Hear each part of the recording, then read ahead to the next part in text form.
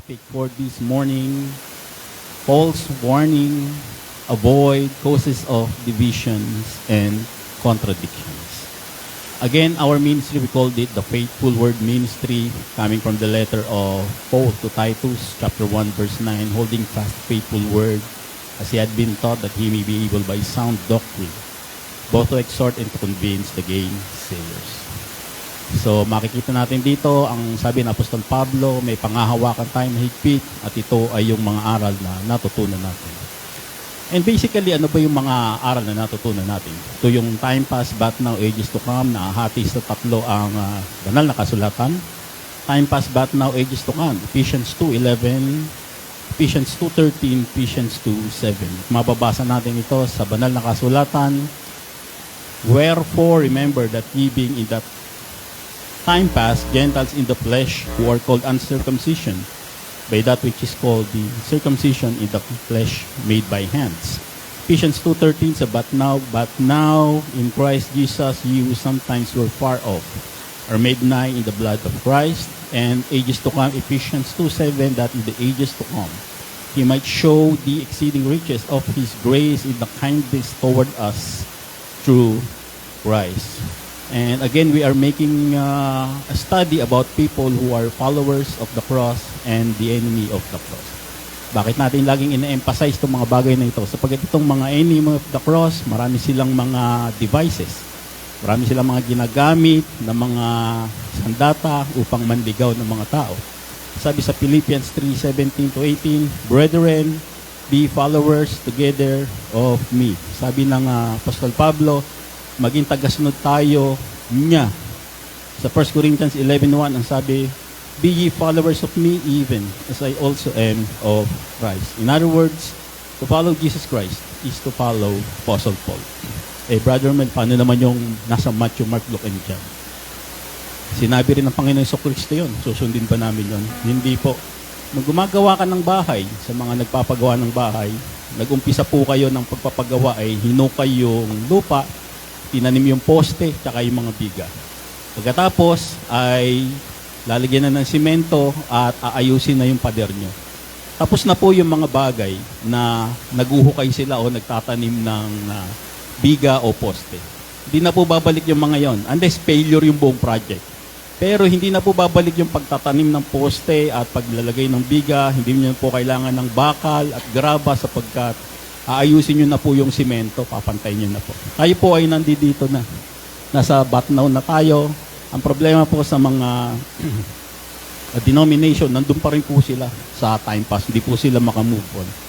Kaya sabi ng Apostol Pablo, be ye followers of me even as I also am of Christ. So how to be a follower of the cross? Followers of the cross is to follow Paul's doctrine. Sabi sa Romans 5:2, by whom also we have access by faith into this grace wherein we stand and rejoice in hope of the glory of God. So they follow Paul through Paul's doctrine. Ano po ba yung doktrina ng Apostol Pablo? Ayon sa binasa natin, ay yung grace by faith. Kaya sabi dito, brethren, be followers together of me. So before he introduces the enemy of the cross, inuuna niya muna yung followers of the cross. Then ang sabi niya, and mark them which walk so as ye have us for an example.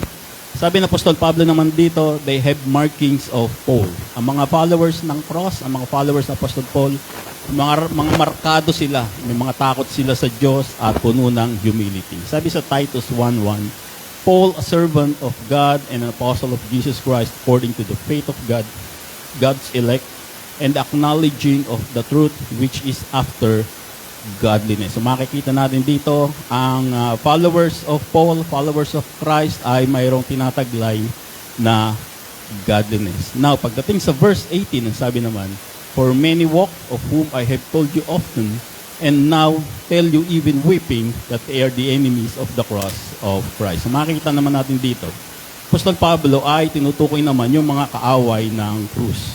Enemies of the cross. Who are they? They contradict Paul's doctrine. Anti-grace sila. Sabi na nga, Paul or no Paul, grace or anti-grace. Kapag hindi ka Pablo, anti-grace ka na. Hindi po pwedeng kunyari grace ka, tapos later on may mga works na kailangan gawin. Hindi po pwedeng ganun. Paul or no Paul, grace or anti-grace. Sabi siya, Ephesians 3:3-4, how that by revelation He made known unto me the mystery, as I wrote afore in few words, whereby, when ye read, ye may understand by knowledge in the mystery of God. So makikita po natin dito yung mystery, yung revelation of the mystery, ay pinalam lamang sa Apostol Pablo.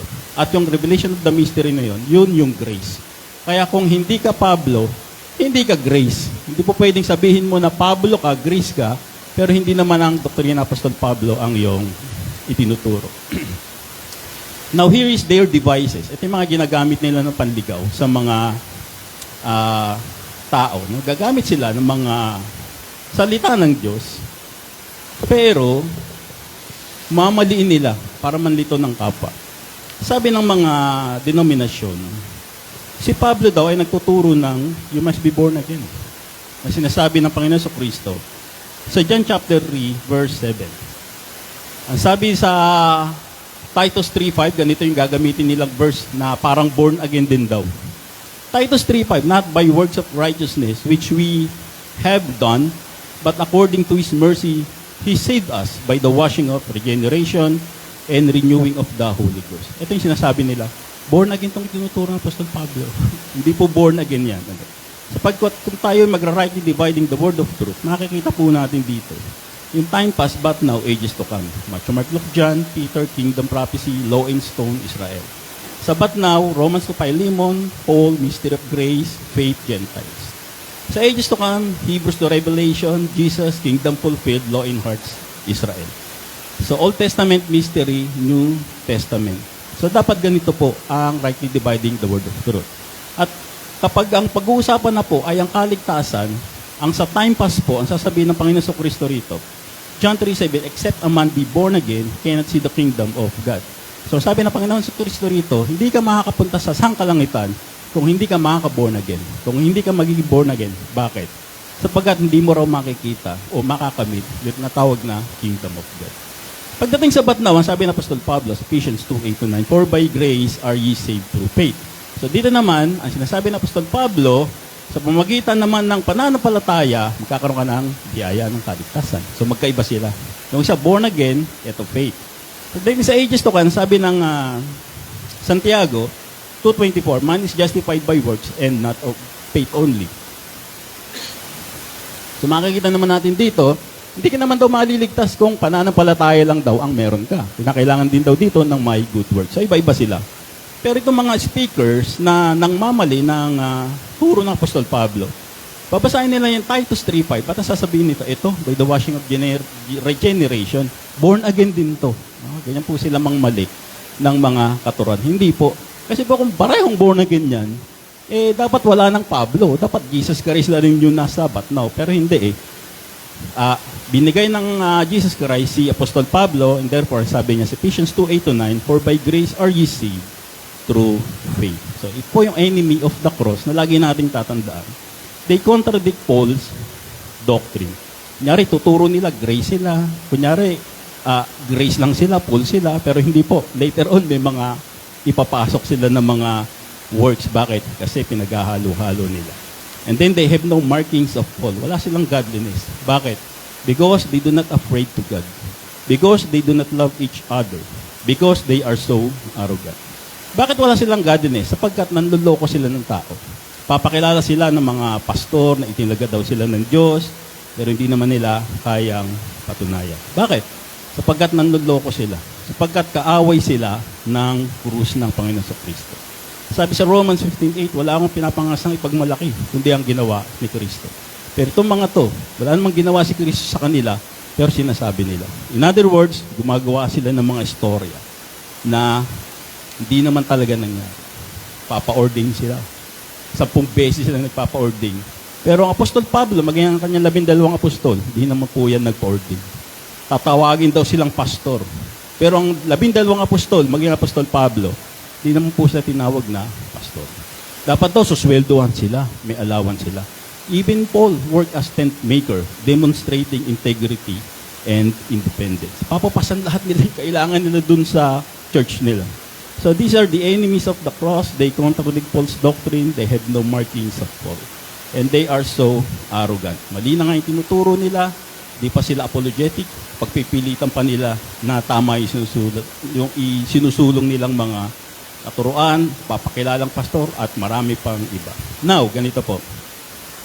Meron silang ginagamit na dalawang verse na ginagamit nila para manligaw ng tao. Ito yung 2 Timothy 3:16 and 1 Corinthians 10:13. Ino-confuse nila yung tao dahil meron silang mga ginawang doktrina para sa sarili nila. Nauna yung doktrina nila sa sarili nila bago yung Biblia. Sila yung nag-manufacture ng doktrina nila. Gagamitin nila yung mga salitang all scripture and compare scripture. Sa 2 Timothy 3:16 ang sabi, all scripture is given by inspiration of God and is profitable for doctrine, for reproof, for correction, for instruction in righteousness. So nandito yung salitang all scripture.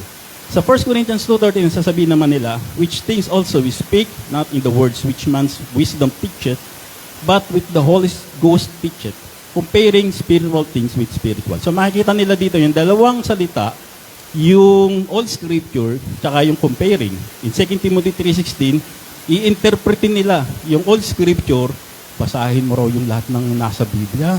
Parang buko raw yan, na may mga makukuha ka dyan ng mga bagay na kailangan mong gawin.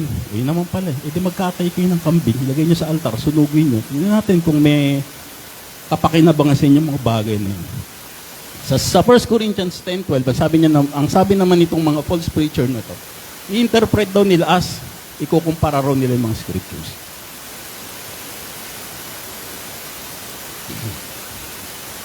Now, tingnan natin yung nilalaman ng 2 Timothy 3:16. Ganito po yung sinasabi nun. Hindi po ibig sabihin niya na lahat ikumpara mo, ibangga mo sa Romans to Philemo, gaya na sinasabi ng mga false preachers nito.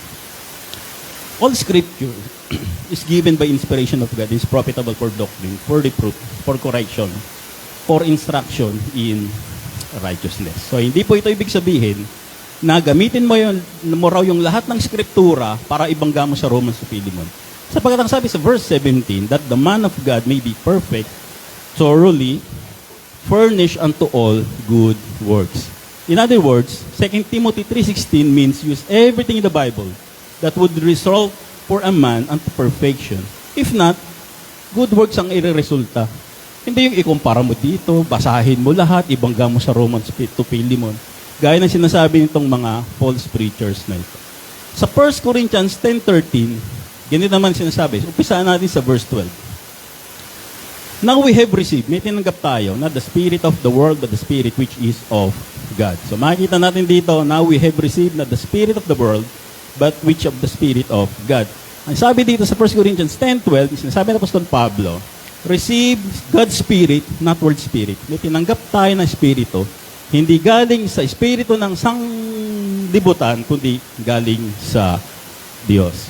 Ang sabi that we might know the things that are freely given to us by God. Para malaman daw natin yung mga bagay na pinagalob sa atin ng Diyos ng libre.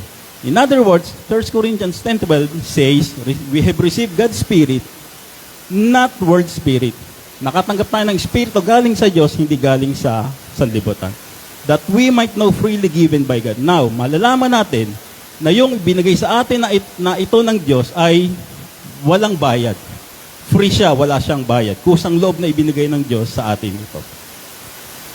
Now let's go to verse 13. Which things also we speak, not in the world, not in the words which man's wisdom teacheth, but which the Holy Ghost teacheth. So makikita natin, yung pangatlo, sa verse 13, sabi, we teach wisdom of God, not world. Sinasabi ng Apostol Pablo. Comparing, ito na po, no, spiritual things with spiritual. So dito, makikita natin, we compare spiritual sa spiritual. In other words, ikumpara mo yung isang spiritual sa hindi spiritual. Bakit? Kasi ang akala ng marami, kapag siya ay tumanggap sa Panginoon sa Kristo, na born again siya, na Christian na siya, magkakaroon siya ng material na bagay. Yayaman na siya. Ang sinasabi dito ng Apostol Pablo, hindi. Yung spiritual na tinanggap mo, spiritual na pagpapala siya. Yung sa mga born again, sinasabi nila yun, no?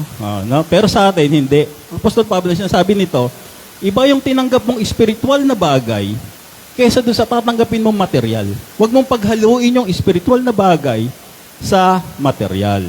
So, sa 2 Timothy 3:16, there is no such thing as read the whole Bible and compare it to Romans to Philemon. In 1 Corinthians 10:13, there's no such thing as compare Scripture to Scripture. Kaya na sinasabi ng mga false preachers.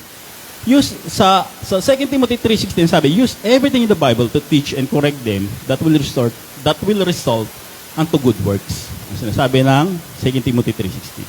Sa 1 Corinthians 10:13, sinasabi niya, the spiritual things that we have received is incomparable to material things that we have. So hindi po totoo yung sinasabi nila na 2 Timothy 3:16, basahin mo lahat yan. Tapos, ibangga mo sa Romans to Philemon. False preaching po yun. Hindi rin po totoo yung sinasabi nila sa 1 Corinthians 10:13, ikumpara mo yan. Yung mga nasa Genesis, hanggang Exodus, hanggang Matthew, compare mo sa Romans to Philemon, ibangga mo. Hindi po totoo yan. Iba po yung ibig sabihin ng 2 Timothy 3:16 at 1 Corinthians 10:13. Bakit nangyayari ito? Sapagkat may mga speakers ngayon, may mga teachers ngayon, nauuna silang gumawa ng doktrina. I-establish nila yon, tapos pasusunurin nila yung banal na kasulatan. No? Hindi po. Unahin mo muna yung banal na kasulatan kung ano yung tinuturo niya. Saka mo i-indoctrinate. No? So marami ngayon ang mga preachers na ganito, and therefore, we have to hold fast to the faithful word. Kailangan alam natin itong mga to, yung mga devices nila, yung mga pandarayan nila ginagawa. And on the other hand, tayo naman, mas tumitibay tayo sa kalaman natin sa katotohanan. Okay. Sa pagpapatuloy natin, may we request everyone to please rise in the presence of our Lord for our opening prayer.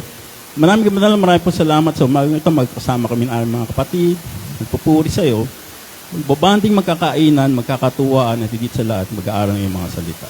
Pagpalain niyo pong bawat sa narito, maging sa Facebook Live, at yung mga hindi po namin nakapiling sa umagang ito, nasan man po sila, ay ingatan niyo po sila, gagabayan, at sa mga susunod na araw ay makasama namin sila rito. Pagpalain niyo pong aming punting gawain na ito, mula simula, hanggang sa aming pansamantalang pag-iwahiwalay. Ito pong aming samot dalangin sa pangalan ng Panginoon Jesus. Will be found in the book of Romans, chapter 16, verses 17 to 23. Verse 17, now I beseech you, brethren, mark them which cause divisions and offenses, contrary to the doctrine which ye have learned, and avoid them. For they that are such serve not our Lord Jesus Christ, but their own belly, and by good words and fair speeches deceive the hearts of the simple. For your obedience is come abroad unto all men. I am glad therefore on your behalf.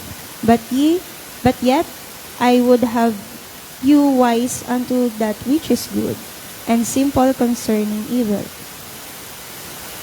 And the God of peace shall bruise Satan under your feet shortly. The grace of our Lord Jesus Christ be with you. Amen. Timotheus, my workfellow, and Lucius, and Jason, and Sosipater, my kinsmen, salute you.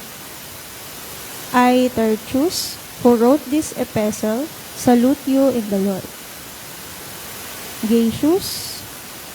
Gaius, mine host, and of the whole church saluted you. Erastus, the chamberlain of the city, saluted you, and Quartus, a brother.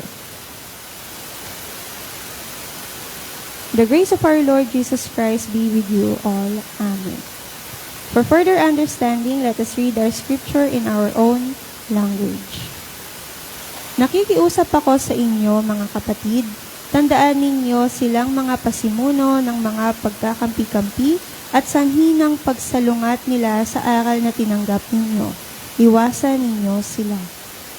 Sila ay hindi naglilingkod sa ating Panginoong Hesukristo, kundi sa pansakiling hangarin, at sa pamamagitan ng mga kaakit-akit at matatamis na pangungusap ay nililigaw nila ang mga inosente ang pag-iisip. Ang inyong pagkamasunurin ay balitang-balita sa lahat, ikinagagalak ko ito alang-alang sa inyo. Ngunit nais kong maging matalino kayo tungkol sa mga bagay na mabuti at walang muwang tungkol sa masama. At ang Diyos ng kapayapaan ay malapit ng pasukuin si Satanas sa ilalim ng inyong mga paa. Sumainyo nawa ang biyaya ng ating Panginoong Jesus, siya nawa. Binabati kayo ni Timoteo na aking kamanggagawa gayon din ang mga kababayan kong sina Lucio, Jason at Sosipatro.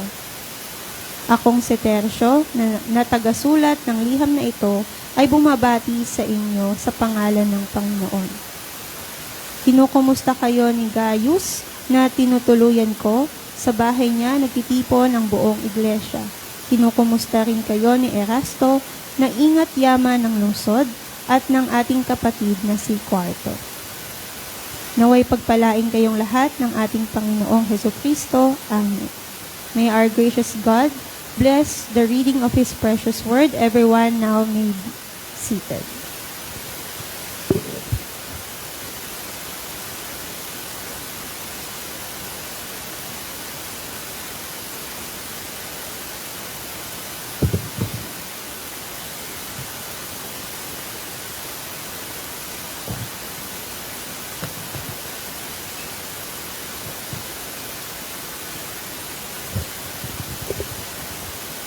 Maraming salamat, Ate Neslie, sa pagkabasa ng salita ng Diyos. Ate Glenda, Kuya Ronnie, Ate Krish, Nico, para sa ating mga awitan.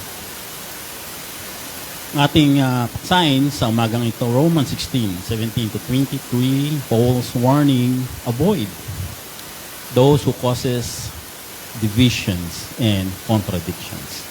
Noong August 10, 2025, or last Sunday, ay tinignan natin yung mga binabati ng Apostol Pablo, yung mga kinokomment niya na mga kapatid na nasa Roma, kung saan itong mga kapatid na ito o yung body of Christ na ito ay nakita natin kung paano sila magmahal sa gawain, sa ministry. Sinasabi ng Apostol Pablo, yung iba sa kanila ay may mga home church at namumuhay sa kagalakan kapayapaan.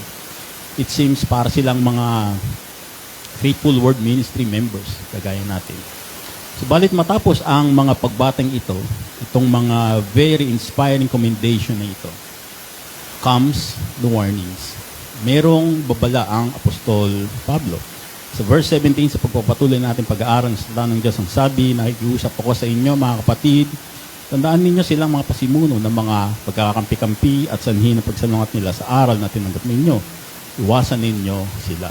So bakit sinabi ng Apostol Pablo ang mga bagay nito ay sapagkat, number one, sapagkat mayroong kilalang tao ang Apostol Pablo. Marahil grupo na ang pakay ay mandaya, manligaw o sirain yung body of Christ during that time.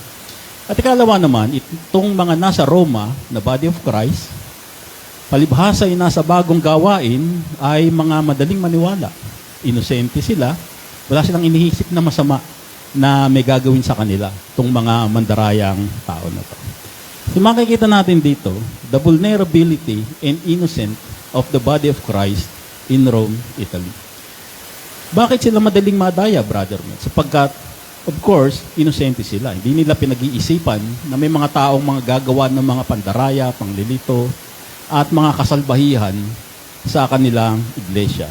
In fact, sa panahon natin ngayon, kapag may dumating na isang tao na nakabarong at nagpakilalang pastor, maniniwala kagad tayo.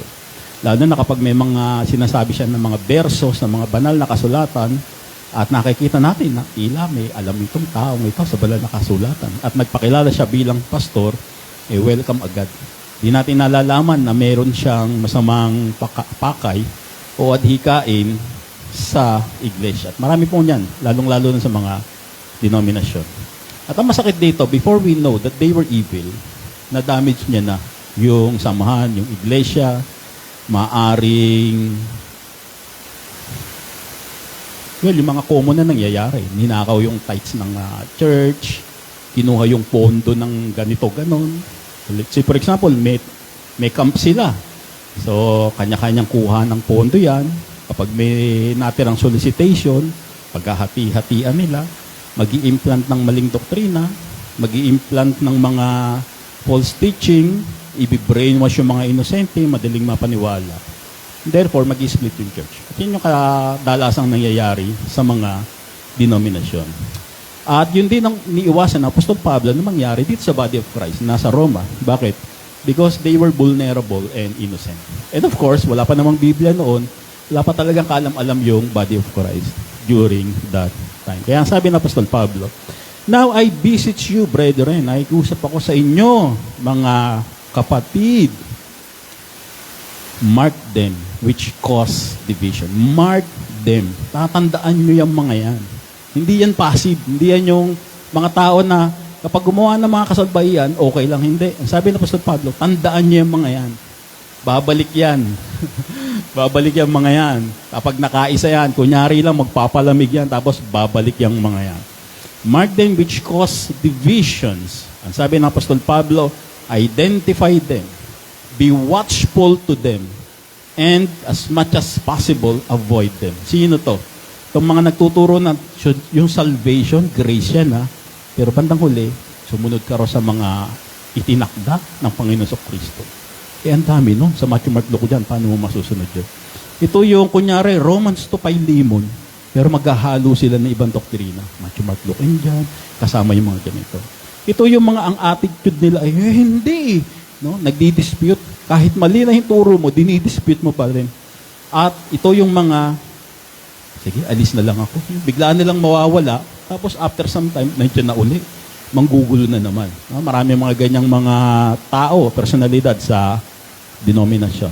Kilala natin yung mga yan. Sabi na Pastor Pablo, yan yung mga pasimuno ng pagkakampi-kampi. Naranasan natin yun sa ating dating church. Nakita natin kung paano sila nagsuguran. Brother Mel, may tatanong lang po kami. Kasi po, bigla ng gulo na.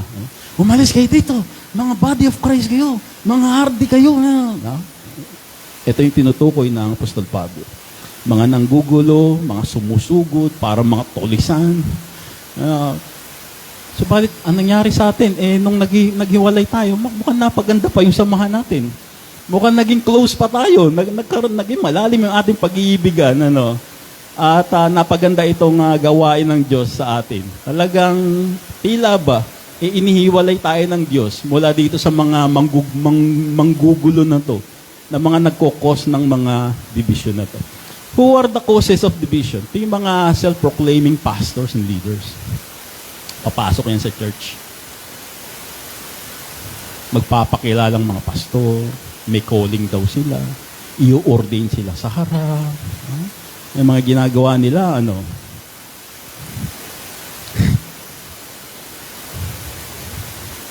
itinalaga raw sila sa church.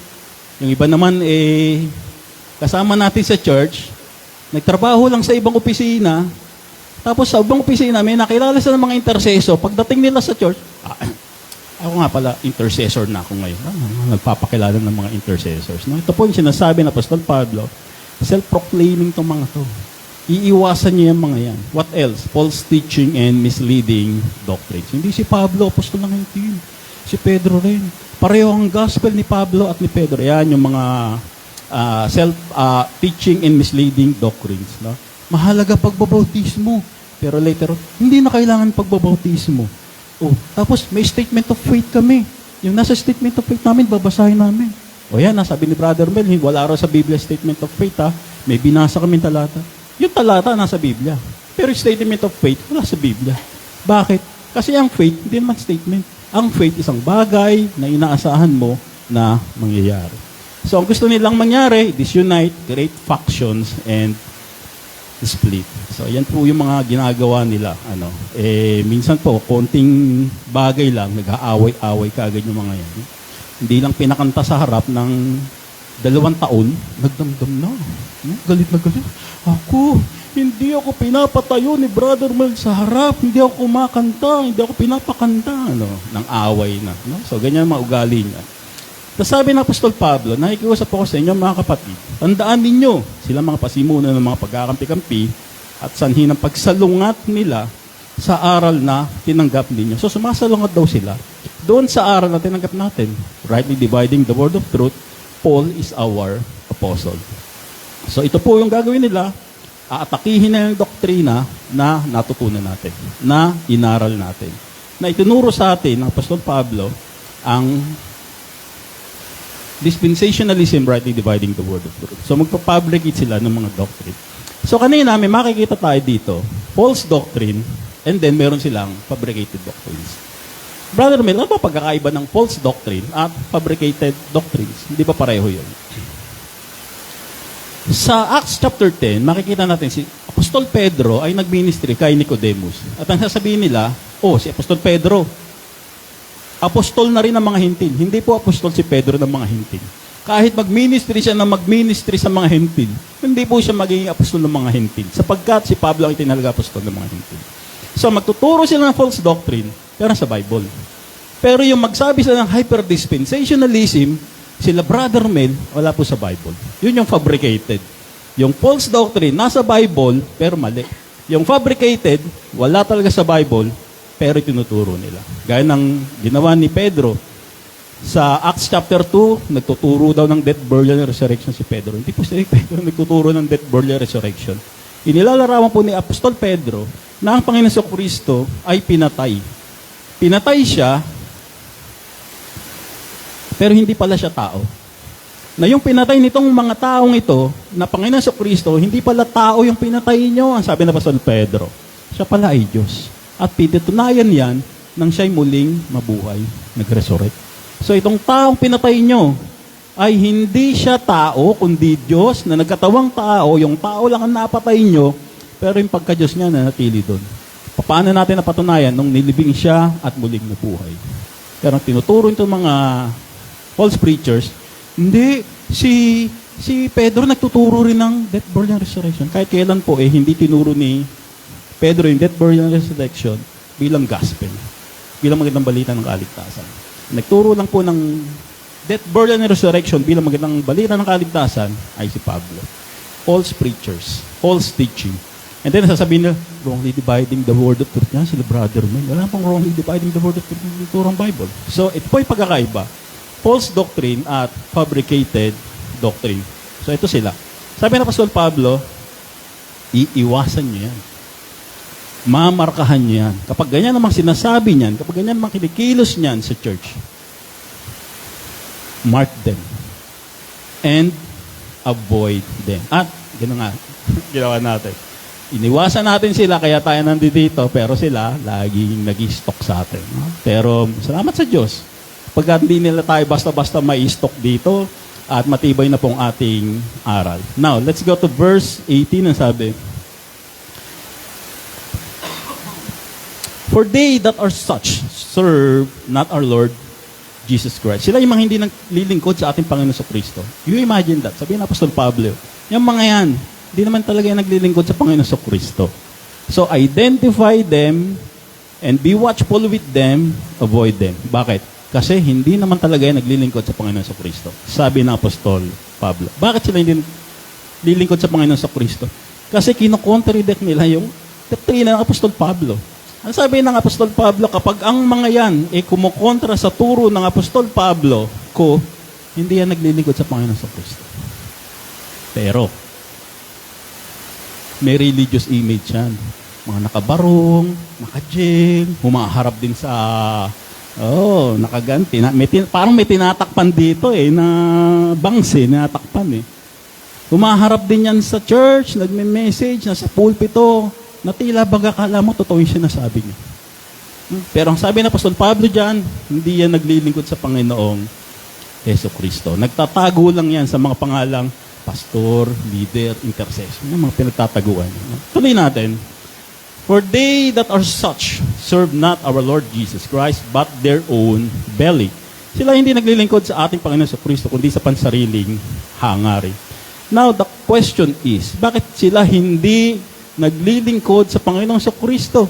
Kahit na sila kunyari, tuturo ng Bible, ang ganda manalangin, buong-buo yung boses na tila baga alam na alam nila yung gawa.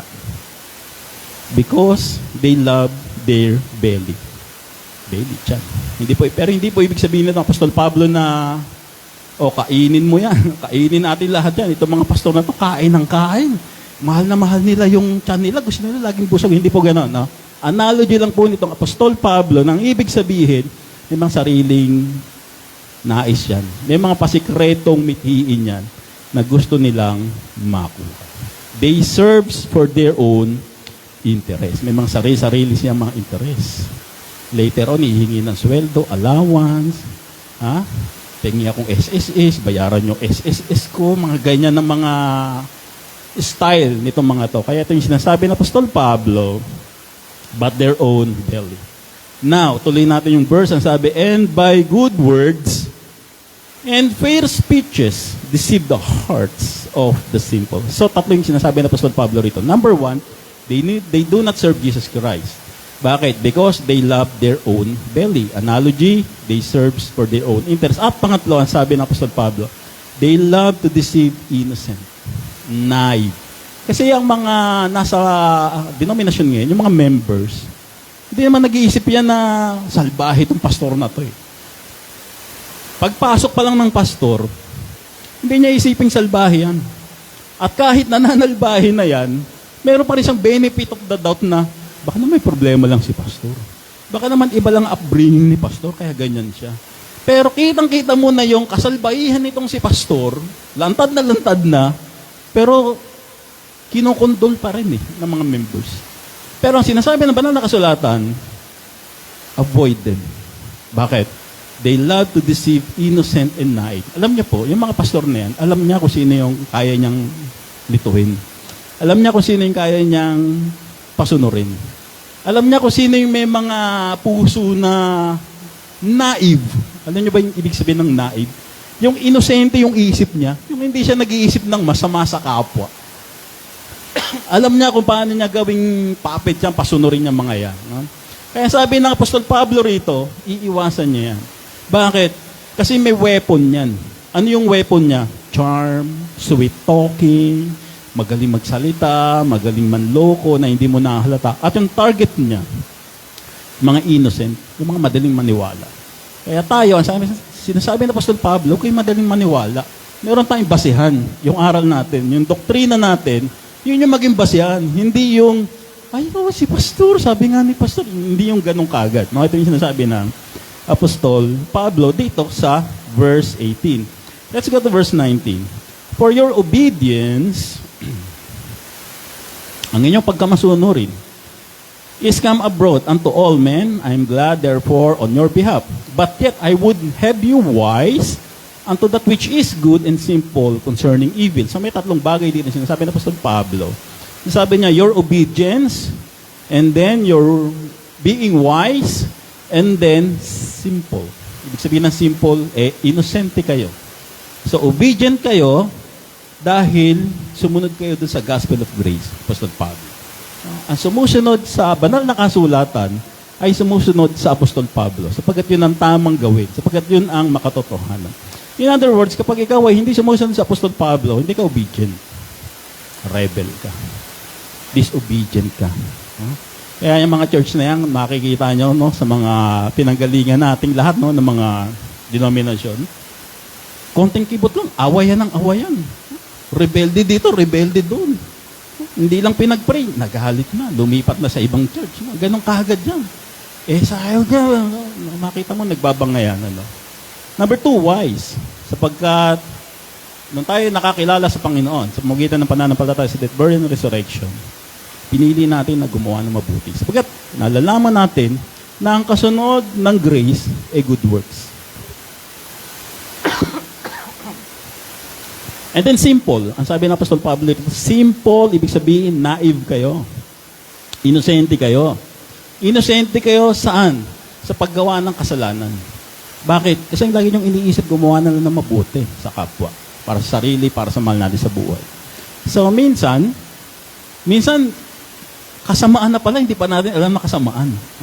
Minsan, green jokes na pala, hindi natin alam, green jokes pala yun. Yung inosente tayo, yung innocent. Minsan malisyoso na pala yung tao. Hindi pa natin na pag-iisipan na malisyoso kasi nga, ang sabi ng Apostol Pablo, inosente kayo sa paggawa ng masama.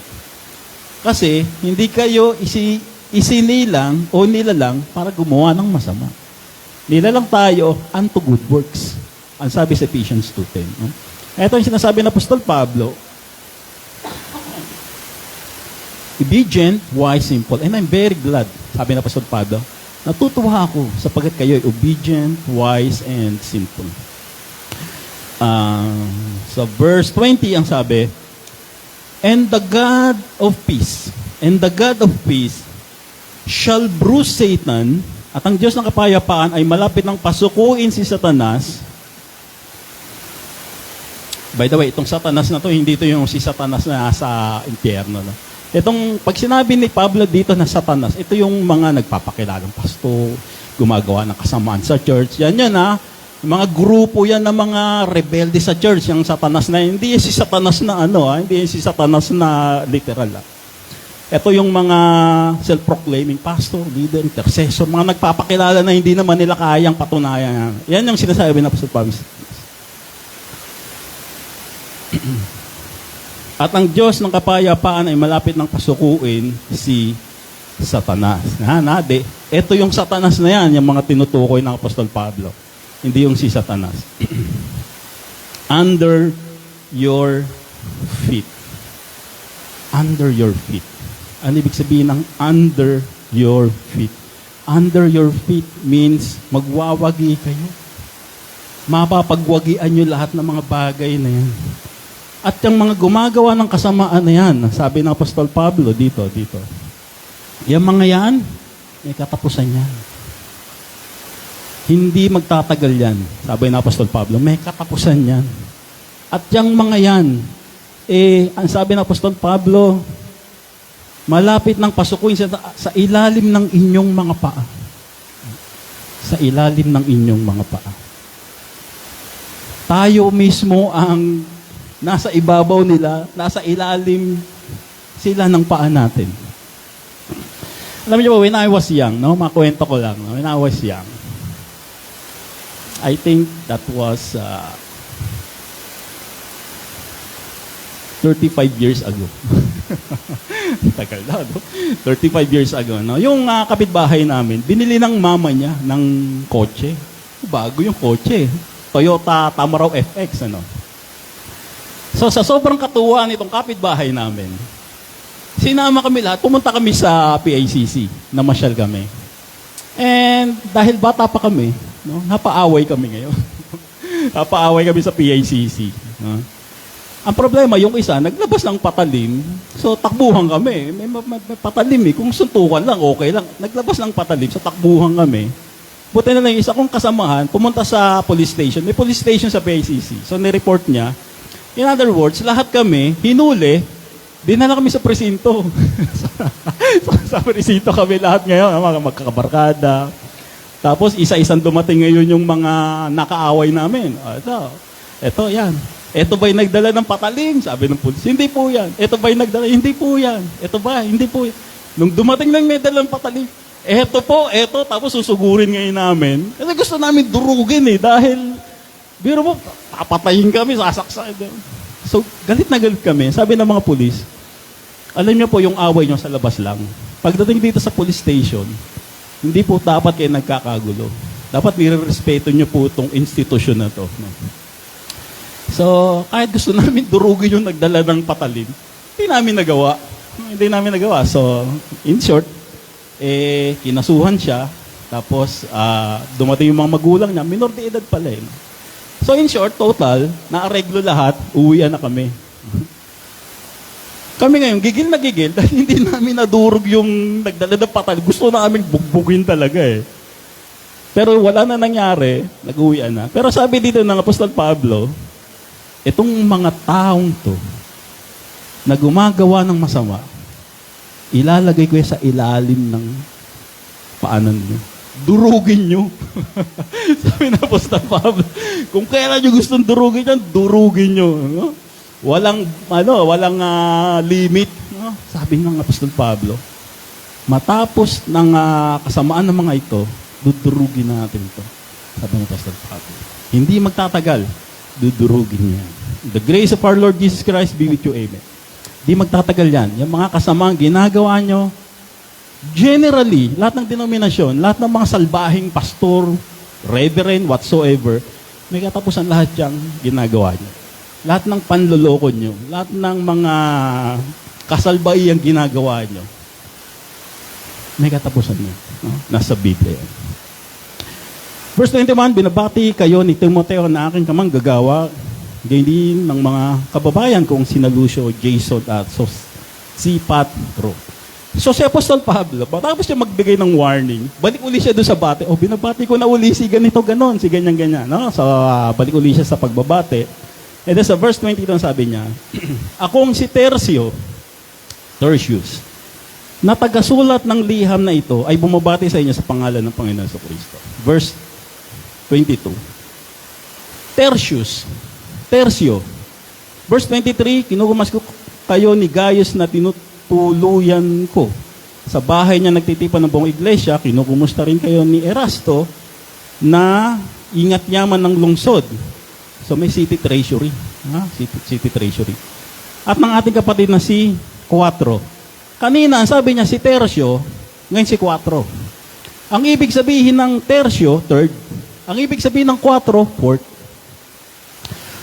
Ang salitang ikatlo at ikaapat, third and fourth, hindi siya pangalan ng tao. Hindi siya proper noun. Siya ay isang adjective o pang-uri. Wala naman siguro magpapangalan sa ating mga anak na, ikaw pangatlo, ikaw pang-apat. So kung papangalanan natin sila, yung magandang pangalan. So Tertius, Quatrus is third and fourth. In other words, merong secundus, second, merong primus, first, sa litang Latin. Merong quintus, fifth, merong sixtus, sixth. So ganyan ang mga pagkakasunod-sunod ng bilang. First, second, third, fourth, fifth, and sixth. Primus, secundus, tertius, quartus, quintus, sixtus. Pero may binabati dito ang Apostol Pablo, sabi niya, binabati ko si Tertius at si Quartus. Si pangatlo, tsaka si pangapat. Ano ibig sabihin niyan, Pablo? Bakit si pangatlo at si pang-apat yung binabati? Ba't wala ba silang pangalan? Wala silang pangalan. Sapagkat nung panahon ng Apostol Pablo, yung mga alipin, halimbawa ganito, no? Halimbawa lang, baka may ma-offend, si LR na lang, siya si Kuya Ronnie, tsaka si Mark, no? Si LR, si Kuya Ronnie, si Mark. May pamilya sila. Nasa mahirap na bayan lang sila. Para mas maintindihan natin, sa mahirap na bayan. Ngayon may pupunta. Halimbawa, no, ano ba yung mahirap na bayan? Huwag na nga, baka mamaya maano pa ako rin. Basta isang mahirap na bayan, no? May pupunta ngayon mga taga Makati. Mga taga Makati. Kailangan po kasi namin ng katulong sa bahay ng Alila. Sabi sa pamilya ni Mark, ni Ronnie, tsaka ni Ella. Magkano po? Sasabihin ng pamilya. Kasi wala silang pera, wala silang makain. Sobrang hirap, no? Sige, bayaran ko si Mark sa'yo ng 100,000. Si Ronnie ay 150,000. Si LR ay 200,000. Binenta sila ng pamilya nila. Kasi walang makain yung pamilya nila. Sobrang hirap. So ngayon, itong tatlong batang to, sinakay ngayon sa sasakyan. Punta sila dun sa Maynila. O sa Makati. No? Pagdating sa Makati, meron ka na bang mga alipin dyan? Itong tatlong to. Binenta uli sila. Hindi na sila kilala ngayon nung nakabili sa kanila. Hindi na sila kilala. Ngayon tinanong silang tatlo, ano ba mga pangalan nyo? Kasi wala ho akong alam Mahirap lang ho kami. Kailan ang birthday mo? Hindi ko rin alam kung kailan ang birthday ko Ilang taong ka na? Hindi ko rin ho alam. Kasi nga mahirap lang sila. No? Yes, ngayon ang itatawag sa kanila nung nakabili sa kanila, sige, ikaw na si Primus, ikaw si Secundus, ikaw si Tertius. Una, pangalawa, pangatlo. Ganun lang ang turing sa kanila. Ikaw Primus, naging ganun na yung pangalan nila kasi tatlo sila So, tatlo. Pag nadagdagan ng isa, si Quartus na to. Pag nadagdagan ng isa, si Quintus na to. Ganun ang tawag sa kanila. Parang hindi sila tao. Kasi alipin lang sila ngayon si Primus, ang gagawin mo, maglinis ng banyo. Ikaw Secundus, ang gagawin mo, maglinis ng kotse. Ikaw Tertius, ang gagawin mo, maglinis ng bahay. O maghugas ng pinggan. Ganun lang ang gagawin nila. First, second, third. Hindi tao turing sa kanila. Wala silang identity at all. Kaya kapag sila nakakikilala sila ng mga tao, ano pangalan mo? Ako nga pala si Primus. Naging ganun na yung pangalan nila. Para lang silang gamit na ginagamit lang ng mga alipin. Di sila marunong magbasa, di sila marunong sumulat.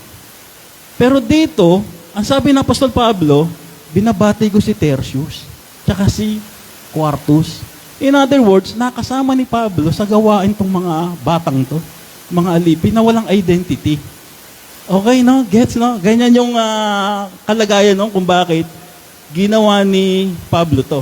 Now, let's go to verse 22 ulit. Ang sabi ni Tertio dito, akong si Tertio, akong si Tertio, na tagasulat ng liham na ito. So si Tertio, marunong siyang sumulat ngayon. Nung dumating siya sa Makati, no read, no write siya. Pero ngayon na sinasabi ni Tertio rito, ako sumulat, tagasulat ako ni Pablo. In other words, ginamit siya ni Apostol Pablo, sinama siya sa ministry, tinuruan siyang bumasa at sumulat ni Pablo. Huh? Itong mga batang to na walang identity at all, walang future at all, na hindi nga itinuturing na tao, ngayon sinasabi ni Tertius, ako yung tagasulat ni Pablo. Ginamit siya ni Pablo, sinama siya sa ministry, no read, no write ka ba, Tertius? Opo turuan kita. Sabi ni Pastor Pablo. No? Tinuruan niya ngayon si Tertius na bumasa at sumulat, kaya ngayon, maging tagasulat niya ngayon si Tertius.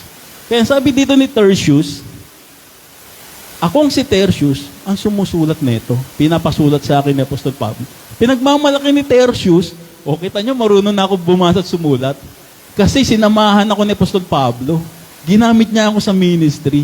You imagine that isang tao, isang bata na walang future, walang identity, ngayon nasa banal na kasulatan siya. Hindi natin siya kilala. Baka pagdating sa langit, hindi Tertius pangalan niya. Malay ba natin sa Tertius na yan, no? Pero kapag malamang tatayo to si Tertius, mga kapatid, ako po yung Tertius. Ikaw pala Tertius, no? Makikilala natin siya. No? Kasi po, nung nasa mundo po ako, wala po akong identity. Binenta lang po ako ng mga kamag-anak ko. Kasi po, sobrang hirap namin. Pagdating po dun sa lungsod, wala po akong pangalan, no read, no write. Kaya ang tawag na lang sa akin, Tertius, kasi pangatlo ako dun sa alipin. And this is Tertius. Ginamit ng Apostol Pablo, tong batang to, no read, no write, no future, pero nasa banal na kasulatan siya. Siya yung sumulat, aklat ng Roma, pinasulat sa kanya ng Apostol Pablo. Amen? Galing. Tertius. I, Tertius, who wrote this epistle, salute you in the Lord. Sa verse 94, the grace of our Lord Jesus Christ be with you all. Amen. Written by Tertius. Kung sino si Tertius, kahit siya hindi niya kilala sarili niya. Pero siya ang pinasulat ng Apostol Pablo, Book of Romans. Amen. Key takeaways natin. Makikita natin dito, Apostol Pablo, adhering spiritual discernment. Ano ba yung discernment, Brother Mel? Discernment is having the ability to distinguish good and evil. No? Maraming mga tao na ngayon, walang discernment. Di nila alam kung ano yung masama at mabuti. Kasi yung masama, nagiging mabuti na rin sa kanila. Yung mabuti, nagiging masama. Nalilito na yung mga tao ngayon.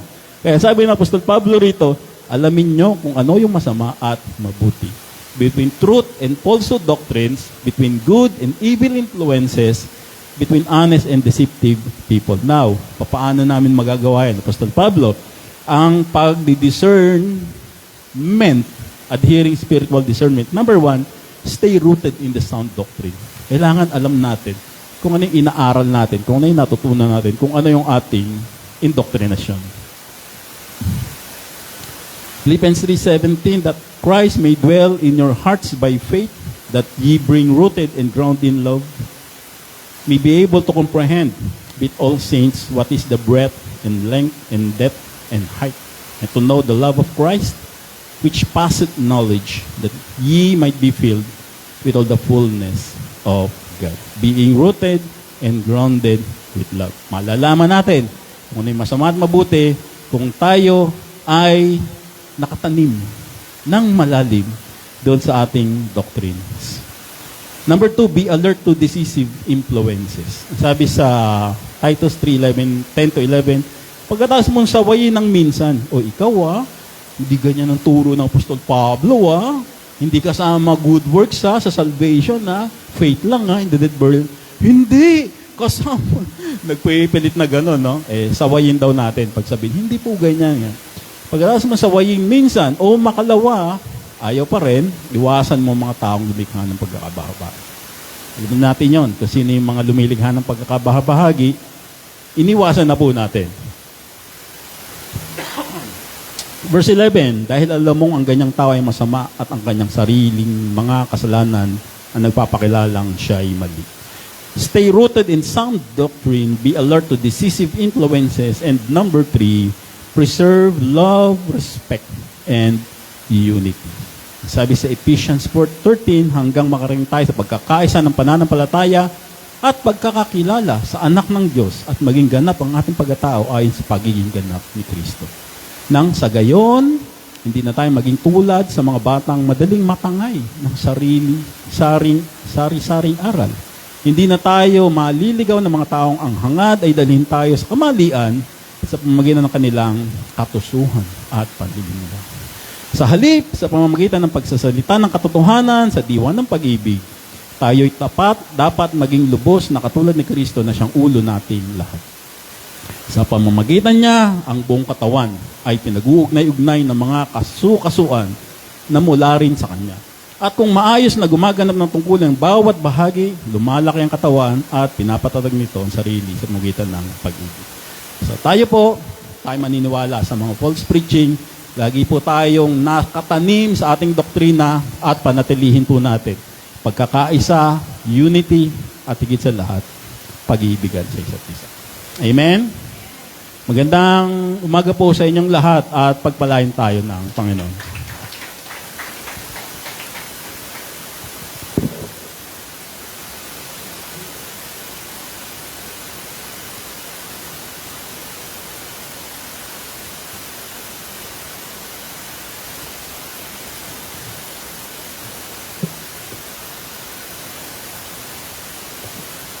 Tawagan po natin ang magbibigay ng tanging bilang, ilang iba kundi ang ating Sister Daniela Matos.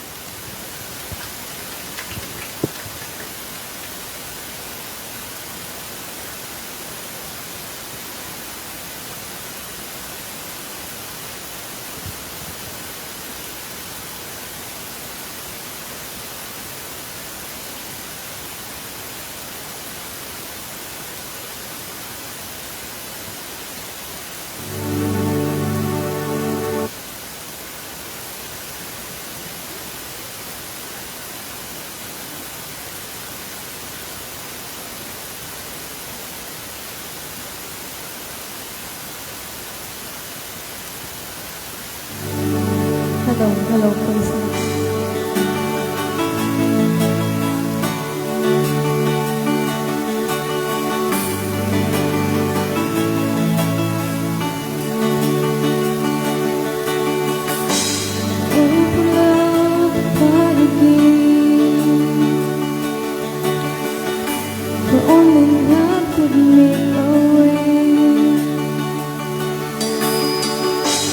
Oh, for love, the heavens cry.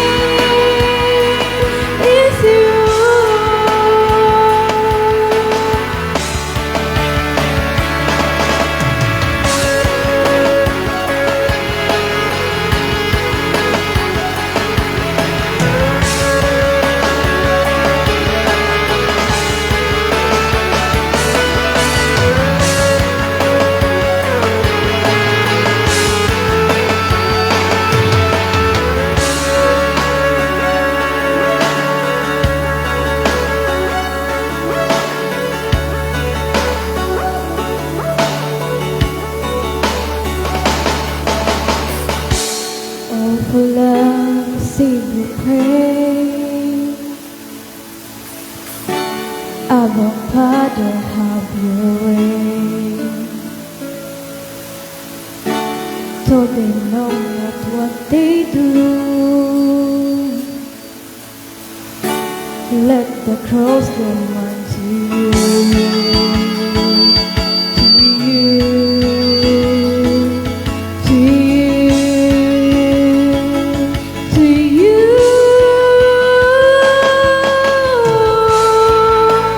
Everything I need is you, my beginning, my forever. Everything I need is you,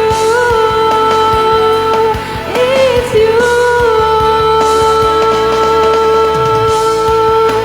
Everything I need is you, my beginning, my forever. Everything I need is you, is you. Thank you, Lord.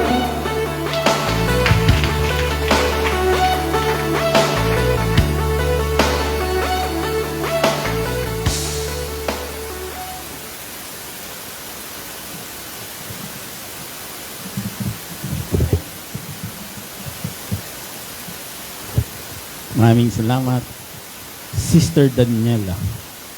Everything is you, my beginning, my forever. Oh, my forever naman pala dito eh. Sa kanta na to eh. Yun pala eh. Pinabati natin si Ate Feco Dinera. Gandang umaga po sa inyo. Blessed watching po. Ace Arevalo, Sister Rosie Basa, Kuya Jerry Peñones, si Ate Minda ay nanonood, Alfred Santos, si Ate Dalia Piñones, si Ate Judith Valdez, hi, si Shannon, Nancy Shannon, magandang umaga sa inyo. Divino Pasigan pa pala to. Anyway, let's go to our exhortation. Kanina po ay tinakay natin na itong mga false preachers ay nagtuturo ng Apostol Pablo raw, ay nagtuturo ng born again. Born again daw. Nagtuturo daw ang Apostol Pablo. So being born again, what really the Bible teaches about born again? Ang sabi nila, did Paul teach born again? Ang apostol ay nagtuturo ng pagiging born again, gaya ng Panginoon Kristo, ang sabi nitong mga false preacher. So always keep in mind, rightly dividing the word of truth, time past, but now, ages to come, Matthew, Mark, Luke, John, Romans to Philemon, Hebrews to Revelation. Yung time past, hindi ko na po sinama yung Genesis to Malakay. Common naman na po sa atin yung mga bagay na yan. So, time past, ang sabi ng Jesus Christ, except a man be born again, he cannot see the kingdom of God. So, dapat ma-born again ka, maliligtas ka. Pero but now, for by grace are ye saved through faith. Faith lang, maliligtas ka. Sa ages to come, sabi ng Apostol Santiago, man is justified by works and not by faith only. So, iba-iba siya. Yung isa born again, yung isa faith only, yung isa faith and works. Pero ang sabi nito ng mga nagsasabi na mga oposisyon ng Apostol Pablo, hindi, sa Titus 3:5, may sinasabi ni Apostol Pablo rito, by the washing of regeneration, born again din yun. Hindi po born again yun. Kasi, ang kaligtasan po sa batnaw, hindi po born again. Ang kaligtasan po sa batnaw, for by grace are ye saved through faith. Hindi po born again. Ang born again pong kaligtasan, nandoon po sa time pass. Ayon kay Jesus Christ. So, sa ages to come, man is justified by works and not by faith only. So, ganito po siya. Time pass, but now, ages to come, kingdom prophecy, mystery grace, kingdom fulfilled. No? Alam naman na po natin yan. Paulit-ulit na naman po tayo. So, doctrine of born again. Again, ulitin ni Brother Mel for the 10th time dito, paulit-ulit tayo. The doctrine of born again. Question. Sino ba yung dapat na maging born again? Sino ba yun dapat ma-born again? Eh di syempre, yung may previous birth. Pwede pa naman na again na wala kang previous. Kapag sinabi mong, pupunta ulit ako sa MOA, I will go again to MOA, ibig sabihin, nakapunta ka na ron previously. Hindi ka po pwedeng again nang hindi ka pa nakakapunta sa MOA. Pupunta ulit ako sa MOA. Talaga? Nakarating ka na pala ron? Hindi pa. Bakit pupunta ka? Hindi ka pa wala nakakarating. Kaya nga may salitang again, ibig sabihin, may previous. So kung ibo-born again ka, the fact na mayroong salitang again, ibig sabihin, meron kang previous birth. Kaya sabi ng Panginoon Kristo rito, kay Nicodemo, sumagot si Jesus, John 3:3, tandaan mo ang sinasabi kong ito, malibang ipanganak na muli. Ibig sabihin, may previous. Again. Ang isang tao, hindi niya makikita paghahari ng Diyos. So, ibig sabihin, may nauna na to. May nakaraang birth na to. Na-born na to before. Kaya nga, ang sabi na po ng Panginoon sa Kristo, kaya nga ibo-born again eh. Nawang tanong dito, nasan yung previous birth nito? Hahanapin mo yan. Dapat to, may lumabas na previous birth, ito mga ito. Hanapin natin. Makikita naman natin sa Exodus 4:22. Ang sabi, and thou shalt say unto Pharaoh, thus saith, ang sabi ng Diyos, Israel is my son, even my firstborn. So may previous birth sila. Naipanganak na sila before. Kaya ang sabi dito ng Panginoon Kristo, marvel not that I said unto thee, diyan previous birth ka. At ang gagawin mo lang ngayon, ma-born again ka. So sino yung dapat ma-born again? Ang sabi ng denominasyon, accept Jesus as your personal Lord and Savior, born again ka na. So yun yung born again. No? Ang born again, ibig sabihin, the wind bloweth where it listed, and thou hearest the sound thereof. Iihip yung hangin, at yung hangin ay na umihip, pupunta sa iyo yun. Maririnig mo yun. Yun ang born again. Those who hear the sound from the wind blow.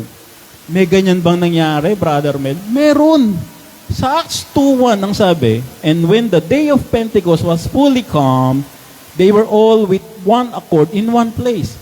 Verse 2, ang sabi, and suddenly, there came a sound. Merong sound. May wind. May wind from heaven as of a rushing mighty wind. Merong sound, merong ugong na galing sa langit na gaya ng bumubulusok na hangin. And then, ang nangyari dito, pumasok to dun sa kwarto ng mga Israelita, ng mga Hudyo. Nakarinig nila lahat yun. Na born again sila ngayon. Ang kasunod nun, nag-speaking in tongues sila.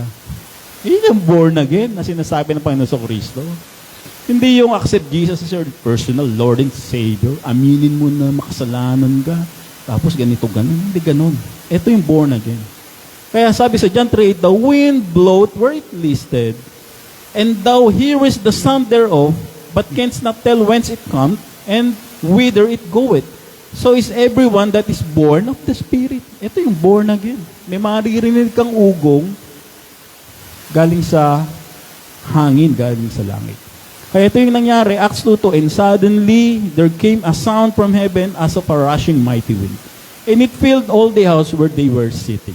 Meron pa mang isang insidente. Ito po, sa Acts 7:57, ang sabi nila, and they cried out with a loud voice, nagsisigawan sila. Bakit? Kasi may hangin uli, dumating na naman sa kanila. Naririnig na naman nila yung ugong. Ano yung ginawa nila? Stop their ears. Tinakpan nila yung mga tinga nila para hindi nila marinig. Kasi nire-resist nila yun. Kasi yung hangin na yun, yung ugong na yun, Holy Spirit siya. Napapasok sa'yo. Papasok siya sa'yo, maririnig mo siya, tapos papasok siya sa'yo. Pakikinggan mo siya, tapos papasok siya sa'yo. Tapos pagpasok ng Holy Spirit sa'yo, may signs and wonders na magaganap. Yun ang born again. Dito, pumapasok si Holy Spirit sa kanila, nagpaparinig, ang ginawa nila, tinakpan nila yung tenga nila. Hindi nila pinayagan si Holy Spirit. Kaya ito yung tinatawag na born again. At hindi po ito tinuturo ng Apostol Pablo ever. Pag tinuturo ng Apostol Pablo ng ganito, sa pantaha lang po ito ng mga false preacher. Kasi, kung itinuturo ng Apostol Pablo to, sa John 3:8, ang sabi ng Panginoon sa Kristo, you should hear a sound coming from the blow of the wind. Eh di sana, kung ituturo ng Apostol Pablo to, di sana, sasabihin niya rin, you should hear a sound too. May maririnig din kayong ugong, gaya ng sinasabi ng Panginoon sa Kristo. Pero hindi sinasabi ng Apostol Pablo to. Hindi niya itinuturo to, kasi hindi naman siya nagtuturo ng born again. Nagtuturo siya, new creature. Ngayon, Brother Mel, may sinasabi sila, the washing of regeneration. Born again ba yun? Sasagutin po natin yan next week. Ang problema yun. Huh? So, in the meantime, ito munang born again ang isettle natin. Next Sunday, sasagutin Brother Mel. Ano ba itong washing of regeneration na to? Born again ba to? Okay. So, tingnan natin. But for sure, hindi to born again. Okay. Amen. So, makita-kita tayo next week. Sagutin naman natin yan. Okay, na? Questions?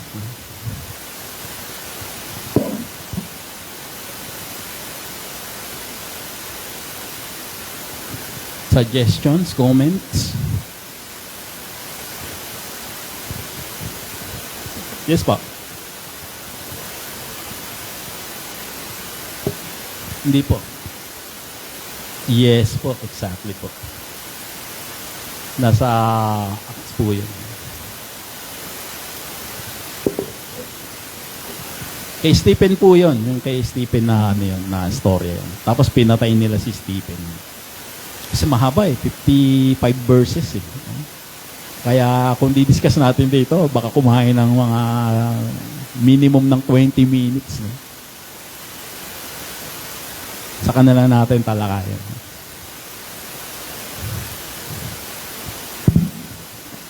Yes po, no? The same.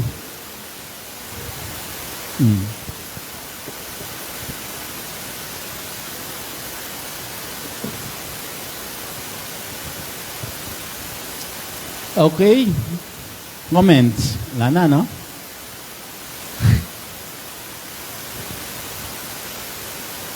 Okay. Sure kayo, ha?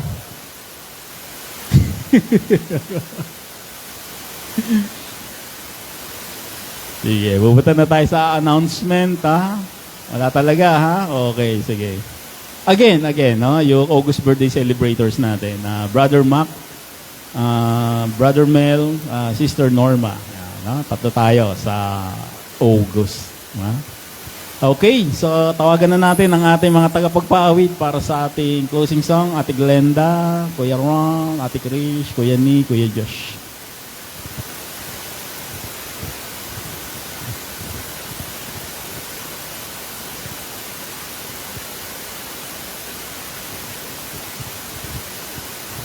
Okay, sa ating closing song. How Great Thou Art.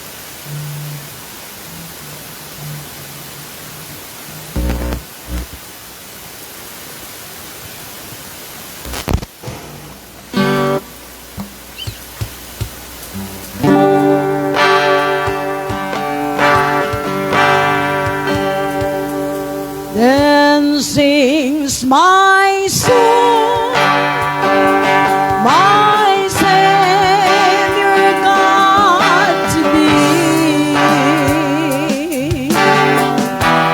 How great thou art, how great thou art. Then sings my soul,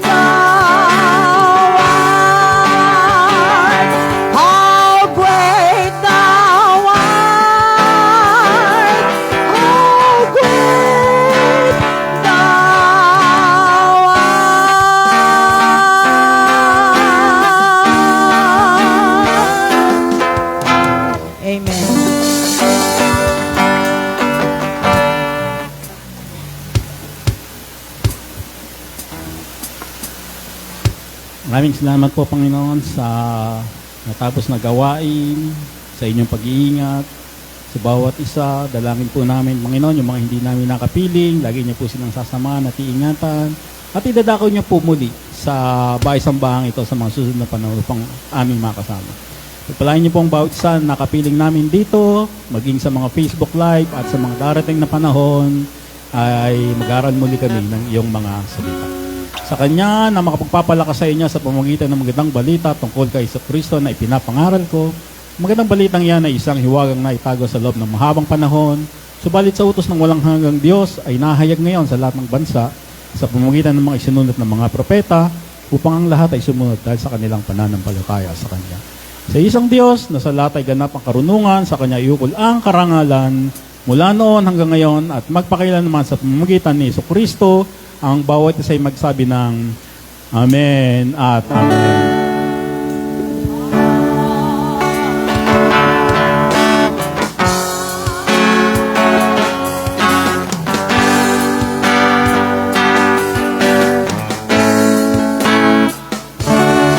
Grace and peace to each and every one of you. Magandang umaga po sa inyong lahat at pagpalain kayo ng Panginoon.